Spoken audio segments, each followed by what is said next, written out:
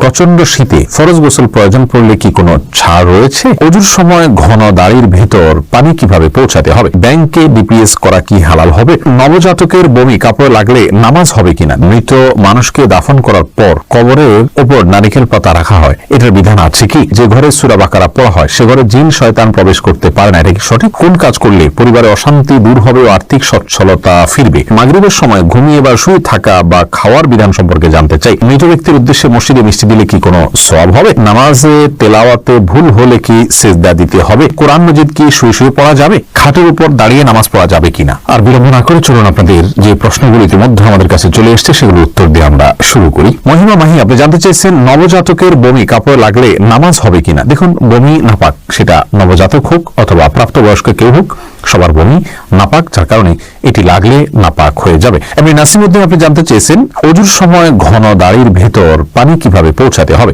দেখুন, পানি এভাবে কোষ করে ধরে আপনি যেভাবে ভিজিয়ে রাখেন তাহলে সেক্ষেত্রে যত ঘন দাঁড়িয়ে হোক না কেন গোড়ায় চলে যাবে। এরপরে বোন সাদিয়া ইসলাম জানতেছেন, লোকমুখে শুনেছি জীবদ্দশায় 1 কেজি সুরমা লাগালে সে জান্নাতি, এটা কি সঠিক? না বোন, এরকম কোনো কথা নেই যে 1 কেজি পরিমাণ সুরমা লাগালে সে জান্নাতি হয়ে যাবে। হ্যাঁ, মৌলিকভাবে সুরমা লাগানো রাসূল আকরাম সাল্লাল্লাহু আলাইহি ওয়াসাল্লামের সুন্নাহ এবং সে বিষয়ে নবী সাল্লাল্লাহু আলাইহি ওয়াসাল্লামের সুস্পষ্ট নির্দেশনা রয়েছে। আমরা সুরমা লাগাবো আমাদের সাধ্য অনুযায়ী, তবে 1 কেজি পরিমাণ লাগাতে হবে এমন কোনো কথা নেই, এটি মনে করার কথা। সজল শেখ আইডি থেকে আপনি জানতে চাচ্ছেন ব্যাংকে ডিপিএস করা কি হালাল হবে? শুধু ব্যাংকগুলোতে ডিপিএস করা হারাম হবে, যেহেতু সেখানে আপনাকে সুদ দেওয়া হবে, সুদ ভিত্তিক লেনদেনের চুক্তি আপনার সাথে হয়ে যাবে। সেজন্য ইসলামী ব্যাংকগুলো যদি হয় তাহলে সেক্ষেত্রে বেশ কিছুটা ছাড় রয়েছে এবং সেটি কিছুটা কোনো কোনো ক্ষেত্রে এটি সন্দেহের মধ্যে পড়বে, শুবহাতের মধ্যে পড়বে, বাকি মৌলিকভাবে অন্য কোনো উপায় যদি কারো না থাকে এটি নাজায়েজ বা হারাম সরাসরি হবে না, তবে অ্যাভয়েড করতে বলে সেটাও ভালো, যেহেতু সংশয় বা সন্দেহ সেখানেও রয়েছে।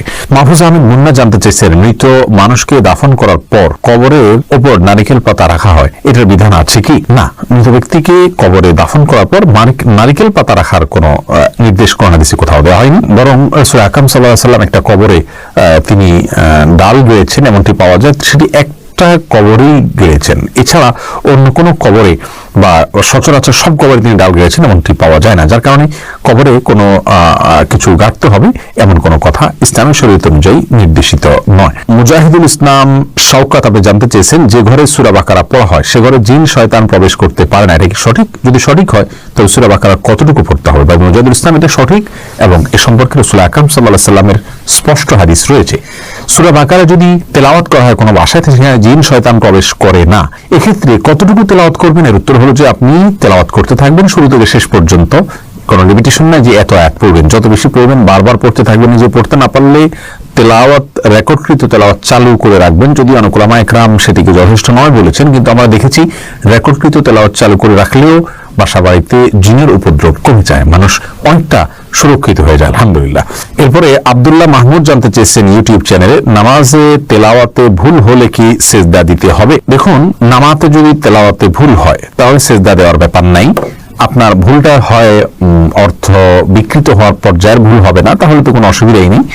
আর যদি অর্থ বিকৃত হওয়ার মতো ভুল হয় সেক্ষেত্রে আপনি 3 আয়াত বা যতটুকু না পড়লে নয় এতটুকু পড়ে ফেলেছেন, তারপরে যদি ভুল হয় তাহলে ইনশাআল্লাহ সেখানে আপনার সালাত হয়ে যাবে। কোনো কোনো ক্ষেত্রে অর্থ বিকৃত হওয়ার মতো ভুল যদি হয় তাহলে সেক্ষেত্রে আপনার সালাত হবেই না, সিজদা সাহতে এটি কুলাবে না। নুসরাত জাহান ইমু, আপনি জানতে চেয়েছেন মৃত ব্যক্তির সামনে আগরবাতি জ্বালানো যাবে কিনা? দেখুন, আগরবাতি মূলত জ্বালানোর নির্দেশ হলো সুঘ্রাণের জন্য, অতএব মৃত ব্যক্তিকে রেখেছেন, তার দেহ থেকে কোনো দুর্গন্ধ আসতে পারে, সে জায়গা থেকে আপনি সুঘ্রাণ যুক্ত কোনো কিছু ব্যবহার করতেই পারেন, আগরবাতি জ্বালাতেই পারেন। এছাড়া মসজিদে আগরবাতি জ্বালানোর কথা মুরাদুল্লাহ তাআলা বলেছেন, ইমানদারের বাসা বাড়িতে আগরবাতি অথবা ধূপের আপনার ধোঁয়া এটা প্রজ্বলন করা হবে সুঘ্রাণের জন্য, এটি ভালো, এটি খারাপ কোনো কাজ নয়, তবে মৃত ব্যক্তির জন্য করতেই হবে এমন কোনো বিষয় নয়। নাহিদ নোমান জানতে চেয়েছেন কোন কাজ করলে পরিবারে অশান্তি দূর হবে ও আর্থিক সচ্ছলতা ফিরবে? ভাই নাহিদ, এর জন্য আপনাকে আমি পরামর্শ দেব দুটি কাজ সবচেয়ে গুরুত্বের সাথে করা, এক হলো দুরূদ শরীফ আর একটা হলো ইস্তেগফার। এই দুটি জিনিস আপনি বেশি বেশি করে পাঠ করবেন। রাসূল আকরাম সাল্লাল্লাহু আলাইহি ওয়াসাল্লাম হাদিস থেকে বোঝা যায় দুরূদ এটা বেশি বেশি করে পাঠ করলে মানুষের বিপদ আপদ দূর হয়, পেরেশানি থেকে আল্লাহ তাআলা মুক্তি নসিব করেন। ইস্তিগফারের ক্ষেত্রে আল্লাহ তাআলা বলেছেন সূরা নূহের মধ্যে, ফাকুলতু ইস্তাগফিরু রাব্বাকুম ইন্নাহু কানা গাফফারা ইউরসিলুস সামা আলাইকুম মিদরারা ওয়া ইমদিদুকুম বিআমওয়ালিন ওয়া বানিন ওয়া ইয়াজআল লাকুম জান্নাতিন ওয়া ইয়াজআল লাকুম আনহারা।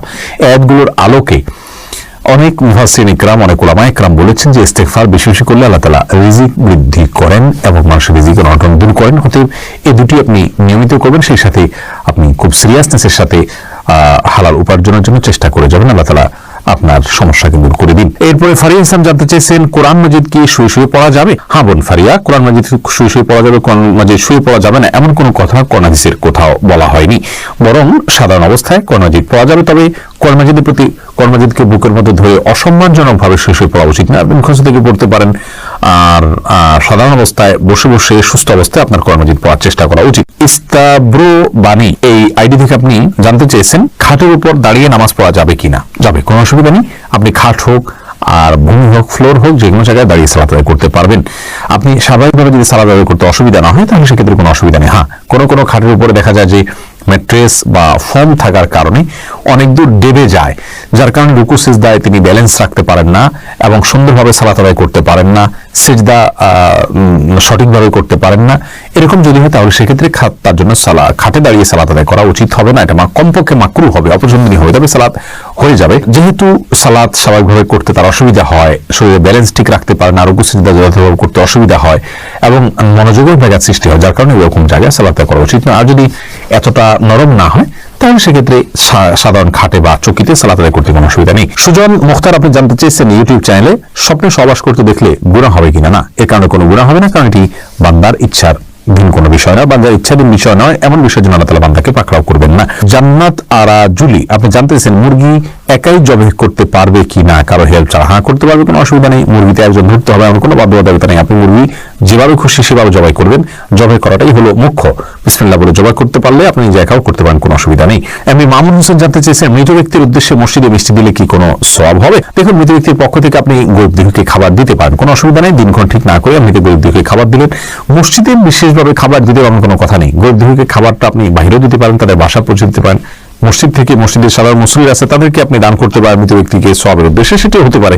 কিন্তু এটিকে আমাদের দেশে যেরকম সিস্টেম বানিয়ে নিয়েছে এমন মানুষ, যে কেউ মারা গেলে মসজিদে মিষ্টি পাঠানো, জিলাপি পাঠানো, মুসলিমদেরকে খাওয়ানোর জন্য, এরকম কোনো নির্দেশ, আলাদা পার্টিকুলার নির্দেশ ইসলামে দেওয়া হয়নি। তবে হ্যাঁ, গরিবের পক্ষ, এই মৃত ব্যক্তির পক্ষ থেকে আমরা সাদাকা করতে পারি, তার অংশ হিসাবে খাদ্যদান হতে পারে, সেটি গরিব অসহায় মানুষকে প্রাধান্য দিয়ে দেওয়া উচিত। মসজিদে না দিয়ে আপনি সেটি যদি বস্তিতে দেন, গরিব মানুষের বাসা বাড়িতে দেন, সেটি আরো বেশি সওয়াবের কারণ হবে ইনশাআল্লাহ। এমডি রায়হান সিদ্দিকী আপনি জানতে চাইছেন, মাগরিবের সময় ঘুমিয়ে বা শুয়ে থাকা বা খাওয়ার বিধান সম্পর্কে জানতে চাই। দেখুন ভাই রায়হান, মাগরিবের পরে এশার আগে শোয়ার ব্যাপারে হাদিসে নিষেধাজ্ঞা রয়েছে। নবী সাল্লাল্লাহু আলাইহি ওয়াসাল্লাম অপছন্দ করতেন এই সময় শোয়াটাকে, যার কারণে মাগরিবের পরে শোয়া উচিত নয়। তবে যদি কেউ অসুস্থ থাকেন, শরীরে ক্লান্তি থাকে, তিনি শুয়ে আছেন ক্লান্তির কারণে, সেটা ভিন্ন বিষয়। কিন্তু সাধারণ অবস্থাতে এই সময় ঘুমানো নিষেধ, কারণ এই সময় ঘুমাইলে আপনার এশার সালাত তরক হয়ে যেতে পারে। তাছাড়া সকাল এবং সন্ধ্যার সময়গুলো আল্লাহকে স্মরণ করার সময়, জিকিরের সময় যেন এই সময় ঘুমিয়ে কাটাবেন না। শুধু সামান্য একটু শুয়ে থাকা এটা ভিন্ন বিষয়, এটা ইনশাআল্লাহ নিষেধাজ্ঞার আওতায় পড়বে না। এরপরে রাশিদুল ইসলাম শান্ত জানতে চেয়েছেন, প্রচন্ড শীতে ফরজ গোসল প্রয়োজন পড়লে কি কোনো ছাড় রয়েছে? ভাই শান্ত, প্রচন্ড শীতে ফরজ গোসল এর ক্ষেত্রে আপনি ঠান্ডা পানিতে গোসল করা কষ্টকর হলে আপনার জন্য ছাড় রয়েছে। সেই ক্ষেত্রে যদি ঠান্ডা পানি ব্যবহার করলে আপনার অঙ্গানি হতে পারে, প্রচন্ড রকমের রোগ দেখা দিতে পারে, জীবন নাশের ভয় হয় আপনার, অথচ গরম করার কোনো ওয়ে না থাকে, এরকম যদি হয় তাহলে আপনি তেমন করতে পারেন। এরকম কোনো সিচুয়েশনে যদি পড়েন, এরকম কোনো জায়গায় যদি থাকেন। কিন্তু সচরাচর আমাদের দেশে যে পরিমাণ শীত পড়ে, কিছু যে এলাকাতে পঞ্চগড় ইত্যাদিতে অনেক বেশি শীত পড়ে, সেখানে এরকম কোনো সিচুয়েশন থাকতে পারে। কিন্তু নর্মালি অন্যান্য এলাকাগুলোতে, ঢাকার আশেপাশে বা অন্যান্য জেলাগুলোতে যে পরিমাণ শীত পড়ে, তাতে পানি ব্যবহার করলে অঙ্গানি হয়ে যাবে বা জীবন হুমকির মধ্যে পড়বে, এরকম পরিস্থিতিতে পড়ার সম্ভাবনা খুবই ক্ষীণ। সে জায়গা থেকে এটি আমাদের জন্য করা জায়েজ হবে না, অর্থাৎ তেমন করে নামাজ আদায় করা জায়েজ হবে না, গোসলই করতে হবে। আর গরম পানির ব্যবস্থা কম বেশ প্রায় বেশিরভাগ জায়গায় আজকাল থাকে, একটু কষ্ট হয়, হয়তো একটু বিব্রতকর পরিস্থিতিতে পড়তে হয়, অন্যরা জেনে যাবে, তাতে কি, আমার তো আল্লাহ তাআলার ফরজ নির্দেশ পালন করতে হবে, যার কারণে এটি আপনার অবহেলা